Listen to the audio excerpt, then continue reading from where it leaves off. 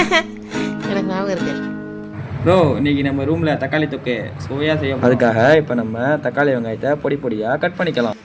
மச்சான் சமைக்கிறதுக்கு ரெடி ஆகிட்டான். பயங்கர ஃபார்மில் இருக்கான்னு நினைக்கிறேன். ஒன்றுமே பண்ண முடியாது ஃப்ரெண்ட்ஸ்.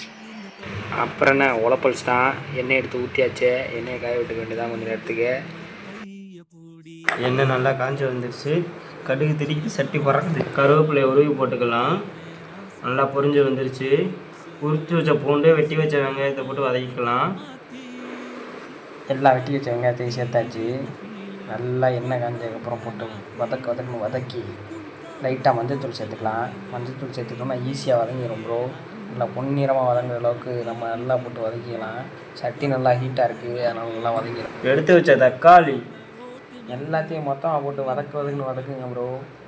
நல்லா வதக்கிக்கலாம். பக்காவாக வதங்கி வந்துட்டுருக்கு. தனி மிளகா பொடி லைட்டாக போட்டுக்கலாம். போட்டுட்டு வதக்கு. அதுக்கப்புறம் தேவையான அளவு உப்பு லைட்டாக எடுத்து சப்பு கரெக்டாக இருந்தால் விட்டுருக்கு. தேவையான அளவுக்கு தண்ணி ஊற்றிக்கலாம். லைட்டாக கொதி வந்தோடனே மூடியை போட்டு மூடிக்கலாம். நல்லா கொதிக்க விட்டோம்னா நம்ம சுவையான தக்காளி தொக்கு ரெடி. முட்டை தோசை, தக்காளி தொக்கு, தோசையை எடுத்து லைட்டாக நக்கு, அவ்வளோதான் ப்ரோ.